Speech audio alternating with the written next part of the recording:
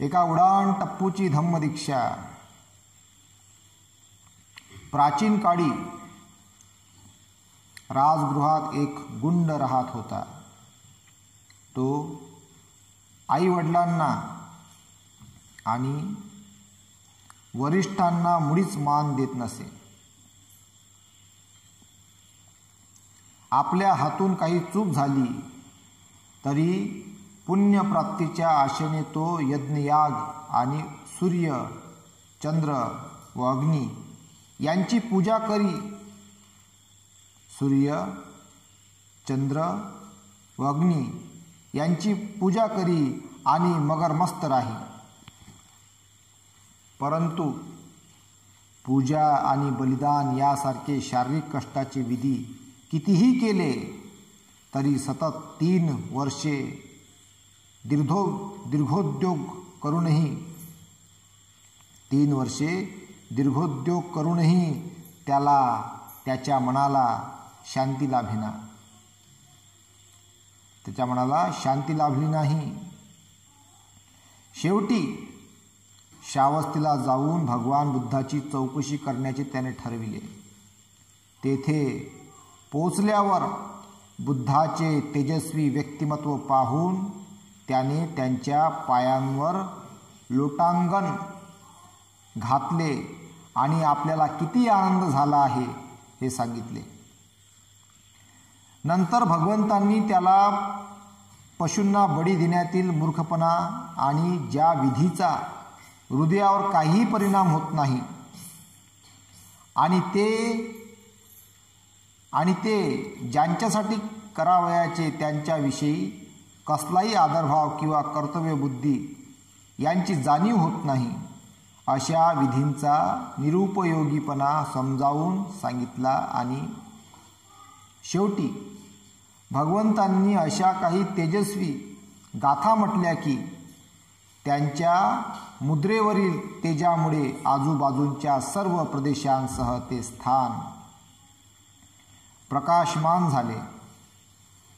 तेव्हा ग्रामस्थ आणि विशेषतः मुलांचे आईबाप त्यांची पूजा करण्यासाठी तेथे आले. मुलाच्या त्या मातापित्यांना पाहून आणि आपल्या मुलांच्या विषयी त्यांनी सांगितलेली हकीकत ऐकून बुद्धांनी स्मित केले. मुलाच्या त्या मातापित्यांना पाहून आणि आपल्या मुलांच्या विषयी त्यांनी सांगितलेली हकीकत ऐकून बुद्धांनी स्मित केले आणि पुढील गाथा म्हटल्या. थोर पुरुष हा संपूर्णपणे निरीच्छ असतो. तो स्वतः स्वयंप्रकाशित असतो आणि तो प्रकाशातच राहतो. जर एखाद्या वेळी त्याच्यावर दुःखाचा आघात झाला तरी तो विचलित होत नाही. निर्भयपणे तो आपली बुद्धिमत्ता व्यक्त करतो. शहाणा मनुष्य भद्र ऐहिक व्यवहाराशी आपला संबंध ठेवीत नाही. संपत्ती, संतती, जमीन जुमला यांची त्याला इच्छा नसते. नेहमी शीलाचे सावधानतेने पालन केल्यामुळे आणि प्रज्ञेचा मार्ग अनुसरल्यामुळे तो भलत्याच सिद्धांताच्या, संपत्तीच्या किंवा मानाच्या नांदी लागत नाही. अस्थिर जीवन हे वाळवंटातील वृक्षाप्रमाणे असते हे ओळखून प्रज्ञावान मनुष्य अस्थिर मनाच्या आपल्या मित्राला सुधारण्याचा आणि अपवित्रतेने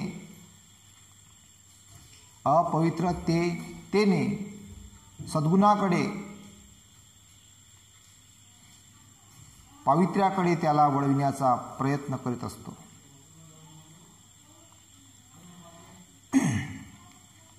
म्हणजे भगवंत म्हणतात बा, एक चांगला मित्र, एखादा मित्र कधी दुसरा काही व्यसनामध्ये गेला असेल त्याला बदलवण्याचा तो प्रयत्न करत असतो असे भगवंत म्हणतात.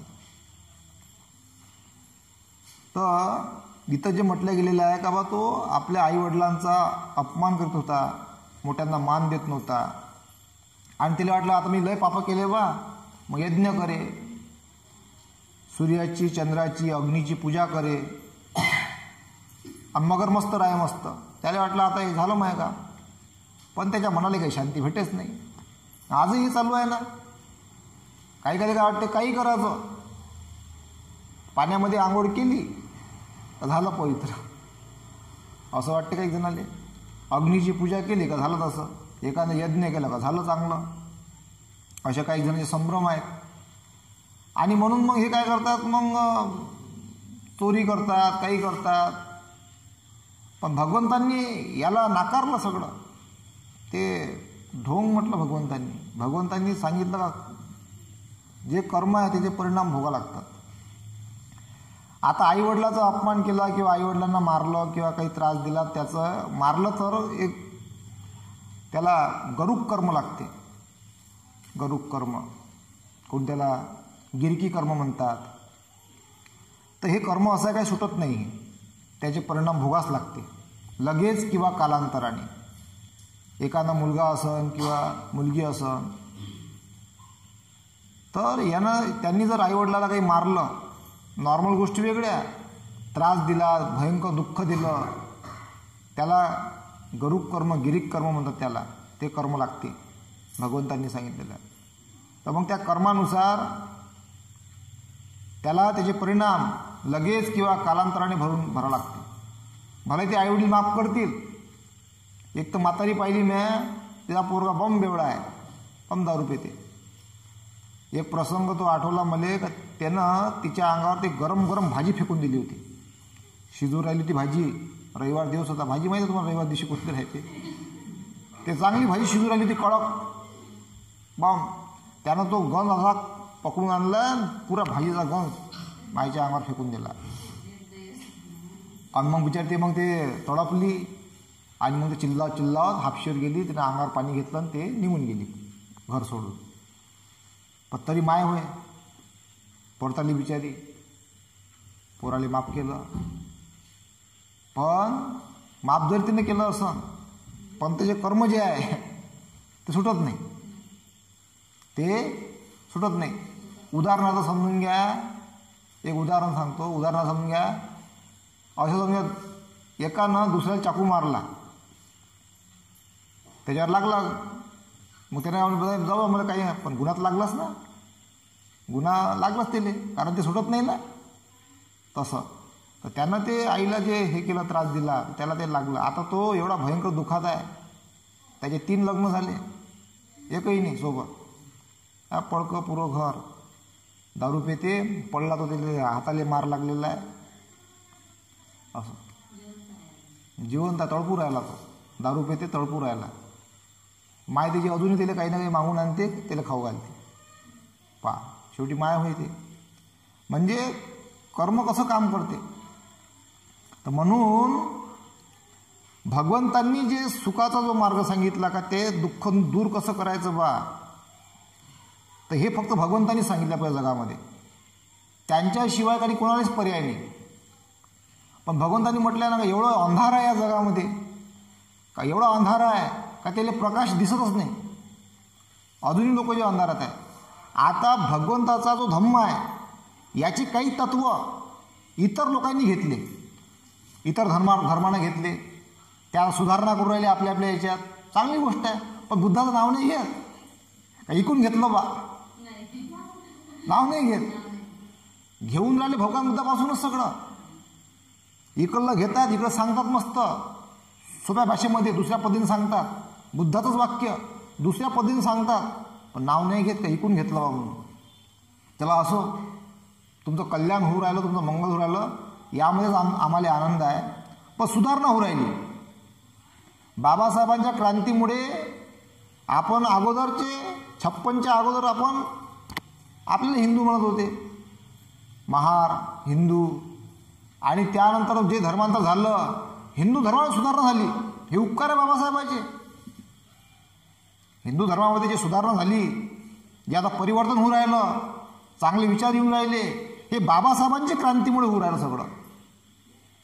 तर बाबासाहेबांना असं समजून घ्या, लय मोठे उपकार केलेले आहेत, याची जाणीव असली पाहिजे. का असं केलं बाबासाहेबांनी, एवढ्या महान पुरुषांनी? बाबासाहेबांचा एकच उद्देश होता का माणसाने माणसाप्रती माणुसकीनं वागलं पाहिजे, सुधारणा झाली पाहिजे, कोणाचा भेदभाव नाही झाला पाहिजे. मग कोणी कोणतं लेबल लावून जगो, बुद्धाचं लेबल लावून जगा का, हिंदूचं लेबल लावून जगा का, मुस्लिमचं इस्लाम धर्माचं लेबल लावून जगा का, ख्रिश्चन धर्माचं लेबल लावून जगा का, शीख धर्माचं लेबल लावून जगा, कुठल्याही धर्माचं लेबल लावून जगा. सगळ्यात महत्त्वाचं आहे या जगामध्ये जगणं माणुसकी, मानवता. माणसाने माणसाप्रती माणुसकीने जगलं पाहिजे. सगळ्यांपाशी शांती, मैत्री, करुणा, मुदिता, आनंद असला पाहिजे. सगळ्यापाशी समता, स्वातंत्र्य, बंधुत्व, न्याय असला पाहिजे. हे तत्त्वज्ञान बाळगून जर जगलं तोच खरा माणूस. नाही तर मग राग, द्वेष आणि आपसामध्ये भेदभाव निर्माण करून जगत असाल तर असं जगणं व्यर्थ आहे. तर म्हणून भगवंतांनी जो शांतीचा मार्ग सांगितलेला आहे, ते शांती कशी लाभते हे भगवंतांनीच संपूर्ण जगाला सांगितलेलं आहे. आणि त्याचं मूळ आहे शिलाचे पालनामुळे. शिलाच्या पालनामध्ये त्याचं मूळ दडलेलं आहे. तर म्हणून त्या मार्गाने आपण जाण्याचा प्रयत्न केला पाहिजे.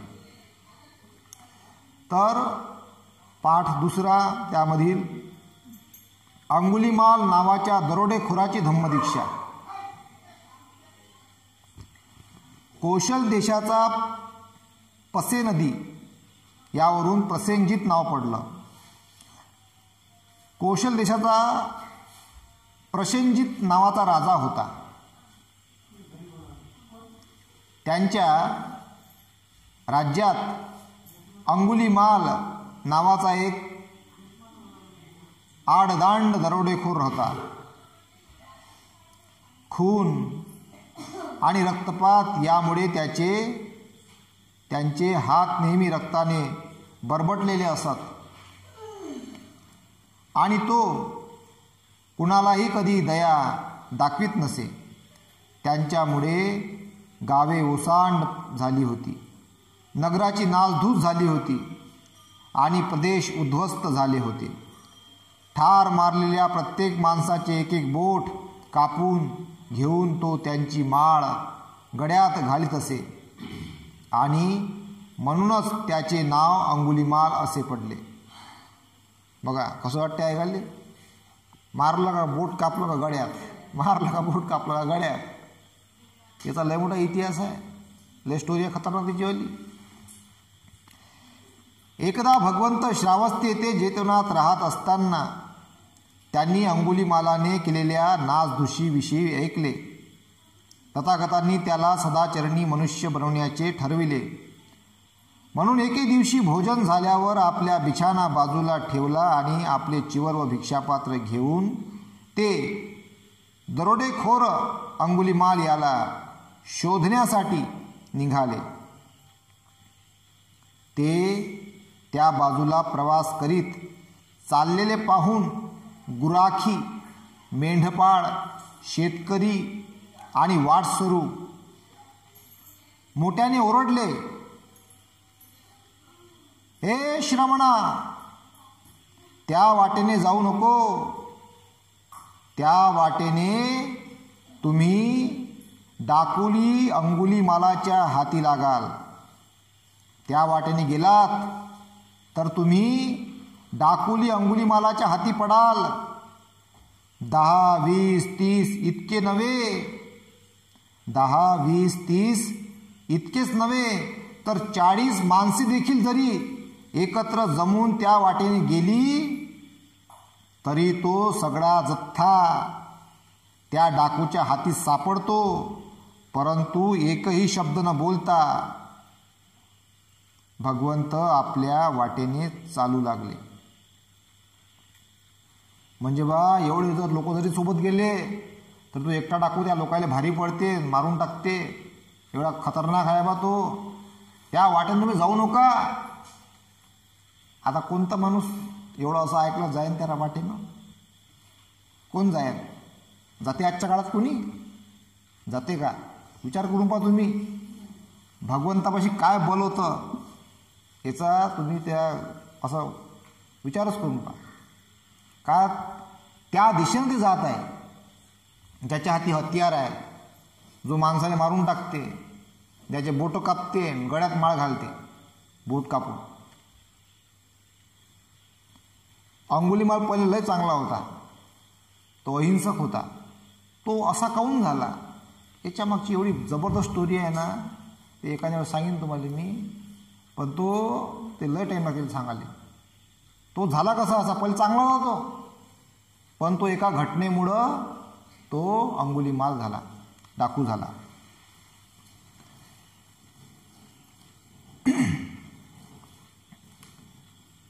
दहा 20 30 इतकेच नव्हे तर 40 माणसं देखील जरी एकत्र जमून त्या वाटेने गेली तरी तो सगळा जथ्था त्या डाकूच्या हाती सापडतो. परंतु एकही शब्द न बोलता भगवंत आपल्या वाटेने चालू लागले. दुसऱ्यांदा आणि पुन्हा तिसऱ्यांदा जवळपास असलेल्या लोकांनी त्यांना पुन्हा इशारा दिला, तरी देखील एकही शब्द न बोलता भगवंत आपल्या वाटेने चालतच राहिले. आता काय बोलून भगवंत काय सांगन तेले? भगवंत शांत आणि चालले. तेले का माहीत का भगवंतापाशी कोणतं बल आहे? तर चालतच राहिले. काही अंतरावरून त्या दरोडेखोराने भगवंतांना येत असताना पाहिले आणि जेथे 40-50 प्रवाशांचा जथ्था देखील त्यांच्या वाटेने जाण्यास धजत नसे, तेथे हा तपस्वी त्या वाटेने एकटाच येत असलेला पाहून त्याला फार आश्चर्य वाटले. अंगुलीमाल पाहू राहिला मग भगवंतांना. त्याला आश्चर्य वाटलं, बा हा एवढी मोठी गर्दी माझ्या पुढे येत नाही, हा एकटा शिव राहिला, बा कोण होय हा? जथ्था देखील त्याच्या वाटेने जाण्यास धजत नसे, तेथे हा तपस्वी त्या वाटेने एकटाच येत असलेला पाहून त्याला फार आश्चर्य वाटले आणि या तपस्व्याला ठार मारण्याचा विचार त्याच्या मनात आला. म्हणून ढाल, तलवार आणि धनुष्यबाण घेऊन तो भगवंताचा पाठलाग करू लागला.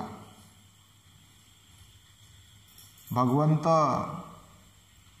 जरी आपल्या नेहमीच्याच चालीने चालत होते तरी सर्व प्रयत्न करूनही तो दरोडेखोर त्यांना गाठू शकला नाही. तो पोहून राहिला चांगल्या स्पीडनं, बम धावू राहिला, थांब थांब पोहू राहिला बम. भगवंतांनी आपले हळूहळू पायी पायी, पण तो गाठू शकला नाही. आता हे काय होय, इकडं आपण काही जाऊ नये.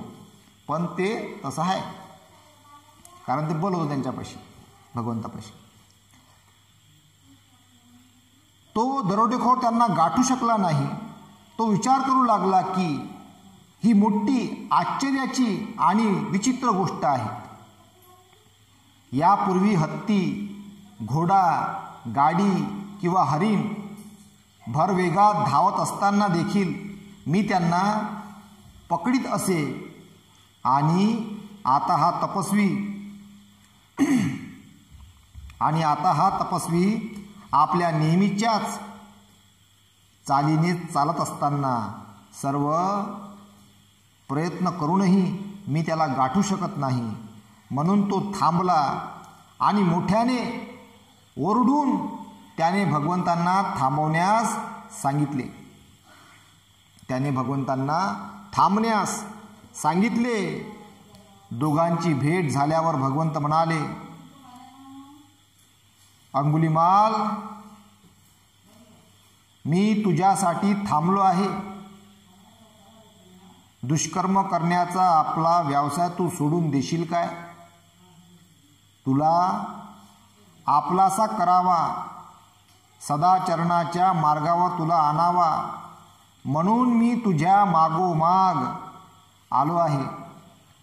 तुझ्यातील साधुत्व अजून मेलेले नाही. जर त्याला तू संधी देशील तर त्यामुळे तुझ्यात बदल घडून येईल.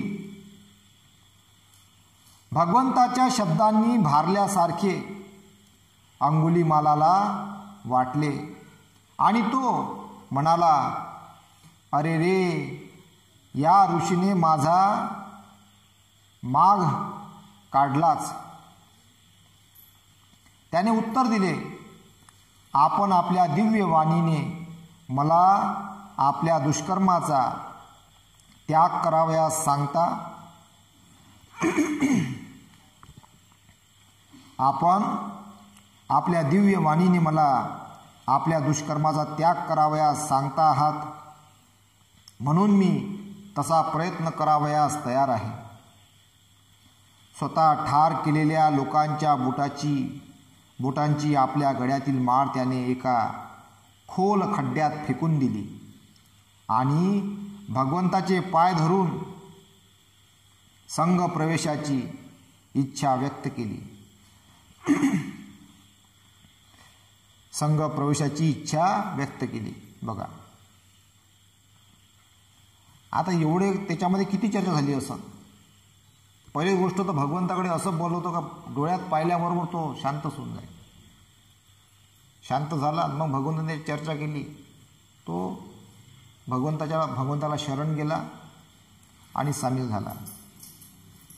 देवांचे आणि मानवांचे मार्गदर्शक भगवान बुद्ध म्हणाले, हे भिक्खू, माझ्या मागोमाग ये. आणि ही आज्ञा झाल्यापासून अंगुलीमाल भिक्खू बनला. अंगुलीमाल भिक्खू बनला. आपल्या परिवारातील एक भिक्खू म्हणून अंगुलीमालाला बरोबर घेऊन भगवंत श्रावस्तीला आपल्या सुखनिवासाकडे निघाले. त्यावेळी राजा प्रसेनजित अंतःप्रासादाच्या दाराशी लोकांचा प्रचंड जनसमुदाय जमला होता आणि आपण जिंकलेल्या प्रदेशात अंगुलीमाल या नावाचा एक दांडगा डाकू अत्याचार करून निरुपद्रवी लोकांना ठार करतो आहे किंवा जखमी करतो आहे आणि स्वतः मारलेल्या लोकांची बोटांची एक माळ आपल्या गळ्यात घालण्यात प्राधान्य मानतो आहे. त्यांच्या निपात करा असे तो समुदाय ओरडत होता. प्रसेनजिताने त्याला मारण्याचे आश्वासन दिले, पण त्यात त्याला यश आले नाही. एके दिवशी सकाळी राजा प्रसेनजित भगवंतांना भेटण्यासाठी जेतवनात गेला. भगवंतांनी विचारले, राजा काय झाले?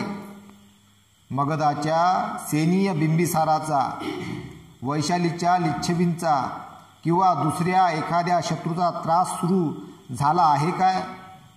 नाही भगवान, तशा प्रकारचा कोणताही त्रास नाही. माझ्या राज्यात अंगुलीमाल या नावाचा एक दरोडेखोर आहे. त्याने माझ्या राज्यात धुडघूस घातला असून तो माझ्या प्रजाजनांवर अतिशय अत्याचार करीत असतो. त्याचा मला निपात करावयाचा आहे, पण मी त्यात अयशस्वी ठरलो आहे. राजा मुंडन केलेला काशाय वस्त्र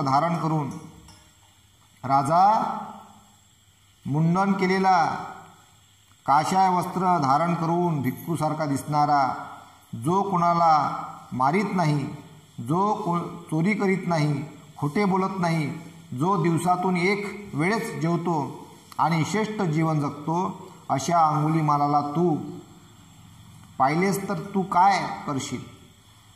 भगवान, मी त्याला वंदन करीन, त्याला भेटण्यासाठी उठून उभा राहीन किंवा त्याला बसण्याचे आवाहन करीन अथवा वस्त्रे व इतर आवश्यक वस्तू स्वीकारण्याविषयी त्याला विनंती करीन किंवा त्याच्या रक्षणाची आणि सुरक्षिततेची व्यवस्था करीन, परंतु असल्या दुष्ट आणि पापी माणसावर सद्गुणाची छाया तरी पडणे कधी शक्य आहे काय? त्या क्षणी आपल्या अगदी जवळ बसलेल्या अंगुलीमालाकडे आपला उजवा हात दाखवून भगवंत म्हणाले, राजा, हा पहा अंगुलीमाल. हे ऐकताच राजा भयाने निशब्द झाला, घाबरला राजा. हे पाहताच राजा भयाने निशब्द झाला आणि त्यांच्या अंगावरील केस ताठ उभे राहिले. हे पाहून भगवंत म्हणाले, भिवू नकोस राजा, भिवू नकोस. या ठिकाणी भिण्याचे काही कारण नाही. त्यामुळे राजाची भीती कमी झाली आणि तो स्थवीर अंगुलीमालाजवळ जाऊन म्हणाला, आपण खरोखर अंगुलीमाल आहात काय? होय महाराज. महाशय, आपल्या पित्याचे गोत्र कोणते होते आणि आपल्या मातेचे कोणते? माझ्या पित्याचे गोत्र गार्ग्य होते आणि माझ्या मातेचे गोत्र मंत्राणी म्हणजे मैत्रायणी होते. गार्ग मैत्रायणी पुत्र सुखी हो. आपल्या सर्व गरजा पुरविण्याची मी काळजी घेईन. परंतु आता अंगुलीमालाने वनवासाची, भिक्षेवर जगण्याची व तीहीपेक्षा अधिक चिवरे न वापरण्याची, 3पेक्षा अधिक चिवरे न वापरण्याची प्रतिज्ञा केली होती. म्हणून आपल्याला 3 वस्त्रे वापरायला मिळाली आहेत. या कारणास्तव राजाने देऊ केलेले सहाय्य नाकारले. नंतर राजा भगवंताच्या जवळ गेला आणि त्यांना वंदन करून एका बाजूला बसल्यावर म्हणाला, आश्चर्य आहे भगवंत, खरोखर हे आश्चर्य आहे. अमानुषाला माणसाळ विण्याची, अपराजिताला पराभूत करण्याची आणि अशांताला शांत करण्याची भगवंताची केवढी ही किमया. हा असा पुरुष आहे ज्याला काठीने किंवा तलवारीने मी जिंकू शकलो नाही, परंतु काठी किंवा तलवार यांचा मुळीच उपयोग न करता भगवंतांनी त्याला जिंकले. भगवंत, मला आता गेलेच पाहिजे, कारण बरीच कामे मला अद्याप उरकावयाची आहेत.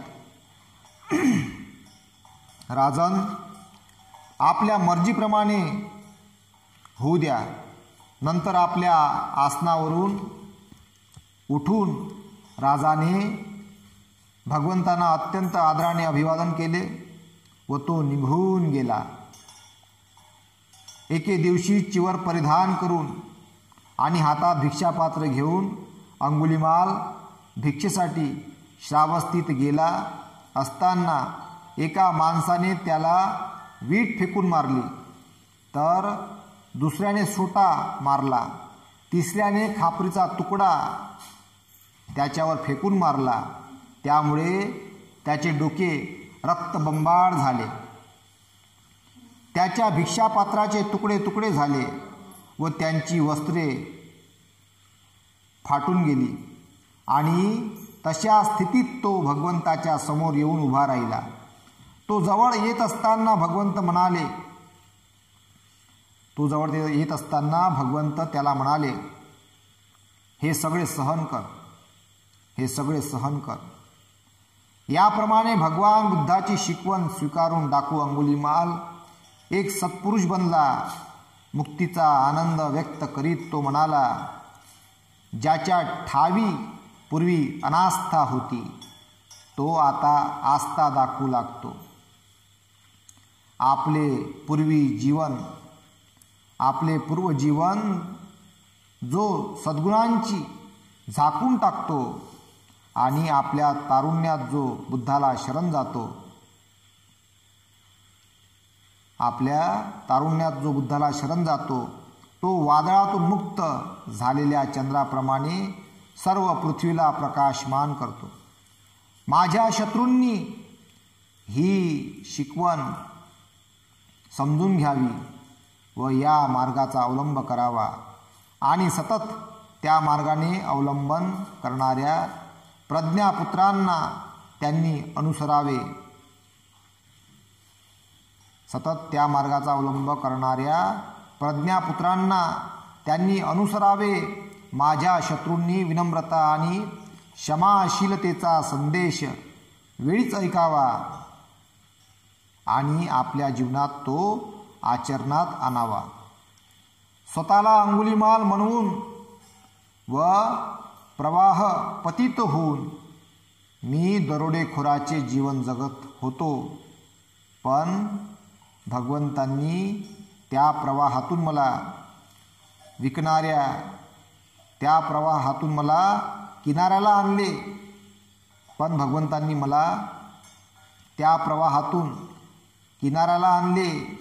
अंगुलीमाल म्हणून मी रक्ताने माखलेला होतो, आता माझा उद्धार झाला आहे.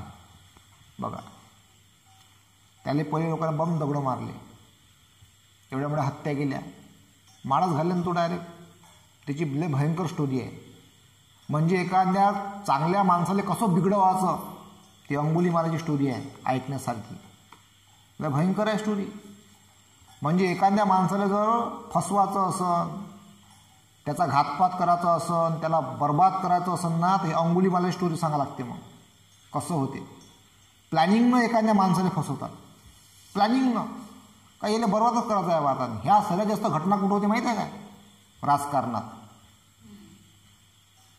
आमदारकी, खासदारकी, एखादा कोणी बम कसे एकामेकाला लालचीन लावतात, आरोप करतात, काही बोलतात लेखायचे, नैतिकता सोडून बोलतात ना, उघडला उघड काही पण प्लॅनिंग होत राहते फसवायचं, बर्बाद करायचं, काही काही.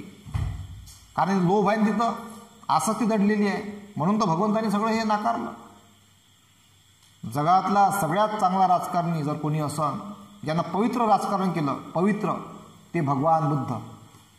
म्हणजे त्या काळामध्ये ह्या राज्यामध्ये जर काही भांडणं लागत होते ना, भांडणं, ते राजे लोक भगवंतापाशी येत होते आणि भगवंत मग त्या राजे लोकांना बसून त्यांना मार्गदर्शन करत होते आणि ते सगळ्या समस्या निपटून टाकत होते.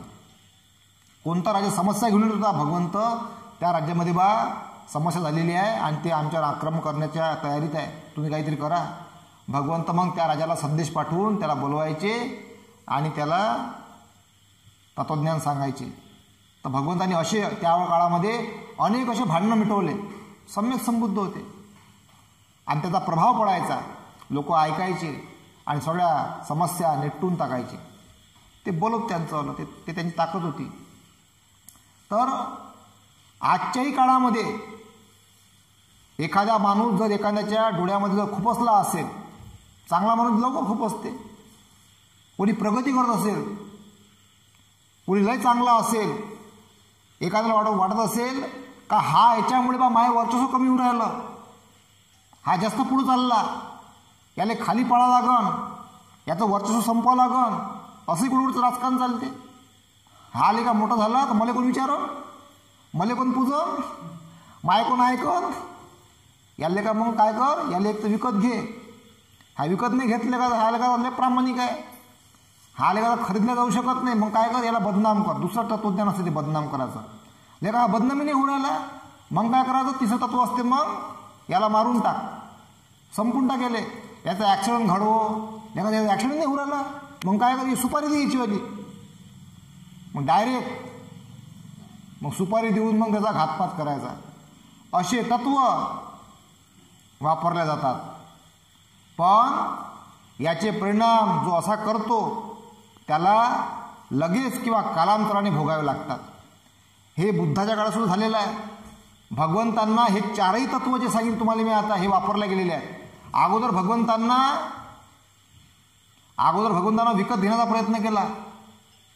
एवढं मोठं राष्ट्रपती, त्याला काय माहीत का रे बा, एखादा कोणी आला असं भगवंत हे घ्या असं असं बोला, तुला नाही माहीत पाहिजे हिस्ट्री. अजून राजा मी एवढं राज्य सोडलं, मी मी अशी गोष्ट सांगतो तुम्हाला. म्हणजे एवढं भगवंत राज्य सोडलं, एवढी त्यानं संपत्ती सोडली आणि ते त्या मार्गी त्यांनी एवढं मोठं ज्ञान प्राप्त केलं. मग काही लोकांनी तिला जमलं नाही. मग काय केलं? मग त्यांना बदनाम केलं, बदनाम करायचा प्रयत्न केला, ते झाले नाही. जसं कमळावर चिखल थांबत नाही, तसं भगवंतावर कुठल्याच प्रकारे चिखल लागला नाही. लय भयंकर त्यांच्यावर हे लावले, गळून पडलं पूर्ण. मग भगवंतांना मग त्यांना घातपात करण्याचा प्रयत्न केला. ॲक्सिडेंट कसा करता येईल बा, मग असे त्यांना चाकू फेकून मारण, त्याला मग दगड धकलन, असे प्रयत्न केले. आणि मग प्रयत्न केले, गुंडे पाठवले. गुंडे पाहिल्याबरोबर घाबरून चालले जाय. अरे बाबा, पाहून ते करुणामय होऊन जात गुंड. भगवंताला पाहिलं, प्रवचन ऐकत करुणामय होत, तिथे शस्त्र टाकून देत. आणि काही गुंड लोक भगवंताचे भिक्षू झाले त्या काळात. शरण गेले का बा, भगवंत आम्हाला माफ करा बा, आम्ही तुम्हाला मारायला आलो होतो, त्या एका जणात पाठवलं होतं आम्हाला माफ करा. तर शरण आले ते.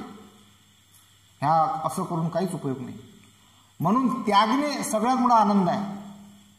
आणि मग हे घातपात भांडणं कशामुळे होते? मानधनासाठी भांडणं होते. का हो?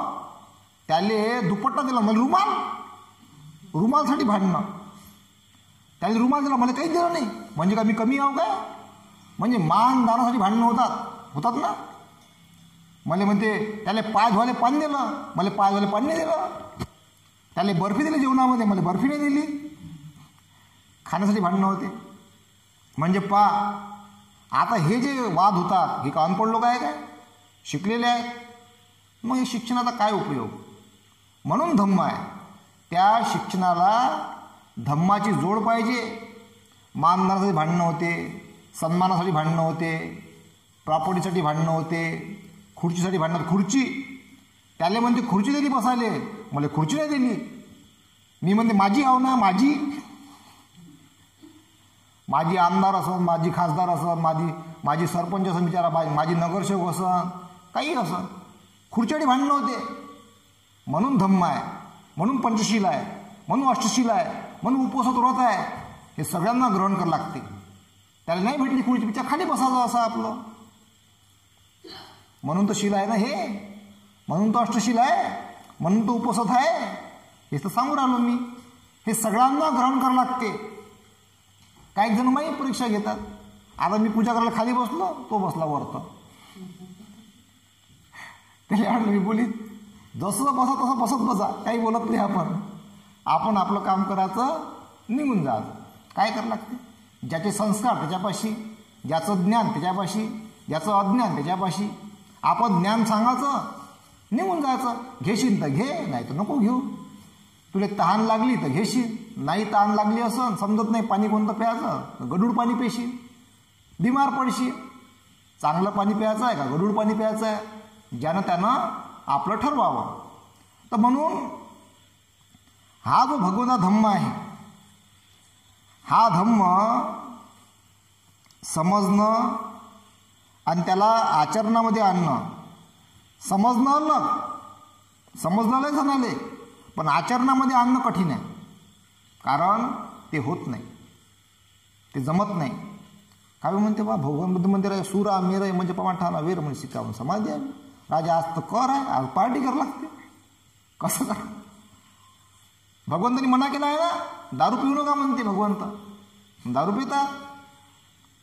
दारू नाही पिलं तर भगवंताचा अन्याय होते तो. दारू पिऊन होते काय? म्हणून सगळं कर्मकांड चालू आहे ना. बाकीचे लेखाचे तिकडं कर्मकांड, तिकडं दारू प्यायला भेटते मस्त. भजनं म्हणाले भेटते दारू पिऊन. सोंग सगळं तेच तर नाकारलं भगवंतांनी. भगवंत म्हणजे तुला चांगलं बनायचं आहे, तुला जीवनामध्ये शांती उत्पन्न करायची आहे, तुला जीवनामध्ये सुख उत्पन्न करायचं आहे, तुला चांगलं जीवन आपलं कंठित करायचं आहे. तर तुला माझं ऐकावं लागेल. ऐका लागेल ना, ऐकाच लागेल. नाही ऐकशील मग लोक कायचा मार्ग अवलंबतात? दुःखाचा मार्ग जास्त अवलंबतात. तो सोपी असते. दारू पिणं सोपी आहे, चोरी करणं सोपी आहे, व्यभिचार करणं सोपी आहे, खोटं बोलणं सोपी आहे, हिंसा करणं सोपी आहे, सोप्या गोष्टी माणूस लवकर करते. पण चांगलं बनून राहणं महाभयंकर आणि बलाचं काम आहे. कठीण काम आहे चांगलं बनून राहणं. एवढं सोपं वाटते काय? सोपं नाही आहे. त्याला लय मोठं बल लागते, त्याला लय मोठं पुण्य लागते. आणि ह्या गोष्टी सगळ्यांनाच प्राप्त नाही होत.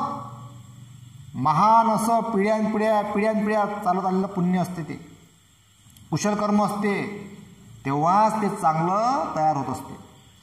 असंच नाही हो.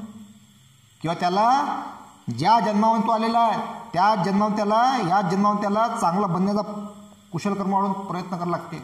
असंच नाही होत. नाही त्याला 5 सांगितले झाला चांगला, असं आहे का? म्हणून दान पारमिता आहे. म्हणून त्यापासून करुणा उत्पन्न होते, मैत्री उत्पन्न होते. 4 आर्य सत्य हे समजून घ्यावं लागते. 4 आर्य सत्यामध्ये दुःखमुक्तीचा आर्य अष्टांगी मार्ग समजून घ्यावा लागते. ह्या सगळ्या गोष्टी समजून घ्याव्या लागतात, तेव्हा तो चांगला बनते. असंच नाही डायरेक्ट सांगितल्याबरोबर. त्याला माहीत आहे ना का हिंसा न करणे, चोरी न करणे, व्यभिचार न करणे, खोटं न बोलणे, व्यसन न करणे, सगळं माहीत आहे. आता समजलं, पण आचरणात आलं काय? नाही. कारण कर्मच नाही आहे, कुशल कर्मच नाही त्याच्यापाशी, पारमीच नाही आहे कुठल्या प्रकारची. त्याचा अंशच नाही पारमीचा थोडासा तरी, 0.1 0.2 काहीच अंश नाही आहे. म्हणून हे सगळ्या गोष्टी असे जगत राहतात, दुःखात पडत राहतात. कोणी मग नशा करतात, कोणी कुठला नशा करते, कोणी कुठला नशा करते. विविध प्रकारचे नशा आहे. आणि म्हणूनच भगवंतांनी ह्या नशेपासून दूर राहण्याकरता त्यांनी हे सगळं शील सांगितलेलं आहे. जेव्हा शिलावर आरूढ राहते तोच त्याला सत्याचा प्रकाश दिसते. जो शिलावर आरूढ राहत नाही त्याला सत्याचा प्रकाश दिसत नाही. तो राहते अंधारात. मैं कहा हूँ, मैं किधर हूँ, फिरत राहते, भटकत राहते. आणि मग असेच ते अंधारात पडून मग हे वाईट लोक, का रे आम्ही वाईट आहोत, तू कोण चांगला आहे, मग चांगल्या लोकांना त्रास देते. तूही वाईट बन, तूही बन वाईट, आमच्या टोळीमध्ये ये. कायले? म्हणून भगवंत काय म्हणतात, एकला चलो रे, एकटं राहायचं. नाही भेटलं कोणी चांगलं सुखती, एकटं राहा म्हणते भगवंत. म्हणजे असं नाही का बा आता संसार सोडून दे तुम्ही, असं नाही म्हणत नाही. एकदम दुरुस्त करा त्याला, म्हणजे एकांत राहायचं. म्हणजे नाही बा कुठं जास्त पडत आपलं, ते एकटं राहायचं, ऐकायचं. समजदारी फार महत्त्वाची आहे हे वाटचाल करत असताना. मग त्यामध्ये कोणती आपली आई असते जी एकटीच राहते, पुरा घर सांभाळते सगळं सहन करून. कोणते वडील असतात, कोणता भाऊ असते, कोणती बहीण असते, काका असते, काकू असते, मामा असते, मामी असते, शेजारी असतात, सगळं सहन करून वाटचाल करतात. तर त्याला लय मोठं बल लागते. ह्या सगळ्या गोष्टी जीवनामध्ये दडलेल्या आहेत. आणि मग चांगलं बनवण्यासाठी वातावरण, चांगल्या माणसाला वारंवार प्रयत्न करावे लागते, वारंवार प्रयत्न करावे लागते. आणि हे जीवनाच्या जोपर्यंत जीव आहे जीवामध्ये, जीवनाच्या शेवटच्या क्षणापर्यंत हा चांगलं करण्याचा प्रयत्न करावाच लागते. त्याचं कुशल कर्म आपल्याला मिळते. संकट गळून पडतात आणि सगळे संकट गळून पडल्यानंतर आपला प्रवास हा सुखकर होतो. आता मला कधी कधी असं वाटते, बापा किती सांगू, ऐकतच नाही, की सांगू ऐकतच नाही, सोडून देऊ का आता हे. पण तरी नाही, प्रयत्न करत राहील.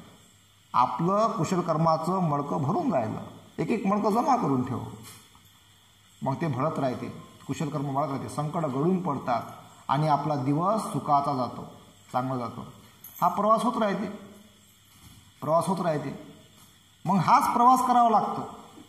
म्हणून चांगलं पाणी नेहमी धम्माचं ग्रहण करत राहायचं. गढूळ पाण्याकडे कधीच जाण्याचा प्रयत्न करायचा नाही. त्यापासून मनुष्याची हानी आहे, त्यानं बिमार पडते माणूस, हानी होते, नुकसान होते. म्हणून चांगलं पाणी धम्माचं ग्रहण करत राहायचं आणि वाटचाल करत राहायची. भगवंताच्या वाणीवर विश्वास ठेवून द्यायचा. जास्त जर नाही समजलं काही एवढं डीपमधलं, फक्त एवढा विश्वास ठेवतो. भगवंतांनी 5 शील सांगितले, भगवंतांनी अष्टशील सांगितले, भगवंतांनी 4 आर्य सत्य सांगितले, भगवंतांनी उपोषण सांगितलं, त्यांनी 10 पारमी सांगितली. एवढं जरी समजलं ना, एवढा विश्वास ठेवून जरी तुम्ही चालले, नाही जास्त फक्त 5 शिलावर जरी चालले ना तुम्ही, कोणी पण मनुष्य प्राणी, तरी लय मोठं प्राप्त होते, लय मोठं सुख प्राप्त होते. आणि या माध्यमातून आपल्या जीवनामध्ये शांती निर्माण होते. माणसाला जीवनामध्ये शेवटी काय पाहिजे, शांतीच पाहिजे असते. शांती लय महत्त्वाचं हे आहे बरं, शांती पारमी आहे, ते लय महत्त्वाचं आहे. आणि ही जर प्राप्त झालं तर बाकीच्या पारम्या आपोआप आपल्या जवळ येतात. मैत्री येते, करुणा येते, मुदिता येते म्हणजे आनंद, उपेक्षा येते. हा लय मोठा याच्यात बल आहे. हे हळूहळू सगळं येत राहते मग आपोआप. हे पारमी असते. हे जसे समजा ह्या 10 पारमी आहे ना, ह्या 10 पारमीमध्ये कोणती पारमी मग 0.2 वाढते, 0.5 वाजते, 0.6 वाढते, अशी वाढत जाते मग ते. आणि तेवढं बल प्राप्त होत राहते. हे अशा प्रकारचं काम करते सगळं कुशल करणं. हे आपण करत राहाल अशी मी आशा बाळगतो. आणि कसं भगवंतांनी त्या अंगुलीमाल नावाच्या डाकूला कसं परिवर्तन केलं, त्याची जी हिस्ट्री आहे ना त्याला पुरं बर्बाद करून टाकलं अंगुलीमालाने. एवढा चांगला होता हा अंगुलीमाल, एवढा चांगला विद्यार्थी होता. शिकायला गेला तो गुरुकुलमध्ये शिकायला गेला होता. त्याला भयंकर त्याला प्लॅनिंग सोबत मित्र आहे नाच बघा सोबतचेच, त्याला असं हे करून टाकलं आणि त्याला पुरं बर्बाद डाकू बनला तो. एवढी भयंकर स्टोरी आहे. एखादा चांगला माणूस कसा बिघडते आणि कसा सुधारते, त्याला कोण पाहिजे सुधराटी? भगवंत पाहिजे. प्रत्येकाला भगवंत भेटते काय? झाला विचारा मग. असे कित्येक असे चांगले माणसं असे बर्बाद झालेले आहेत, आहारी गेलेले आहेत. मला तर असं वाटतं कधी कधी तर बेगुन्हा लोक बिचार जैलातही असतील, कोणता गुन्हाच केला नाही. मी आता काहीच नाही केलं, मी 20 वर्षापासून इथंच हा. असे असतील काही जण, कोणी 10 वर्ष झालं असं, कोणी 25 वर्ष झाली असतील. असे फसवलं असं बिचारे राहिले, असे असतीलच ना. नाकार तिथं काय पाहिजे? हां, पुरावा सापडला टाक अंदर. मग खोटा असो खरा असो अंदर. ते हे असं नाही झालं पाहिजे. पण याचे जे हे करतात असे, याचे परिणाम यांना भोगा लागतात लगेच किंवा कालांतराने. असं करू नये. आपण नेहमी चांगला करण्याचा प्रयत्न करावा आणि एकमेकांना आपण चांगलं बनवून पुढे वाटचाल करावी, त्यामध्येच आनंद आहे. आता आपण इथेच थांबूया. साधू साधू साधू.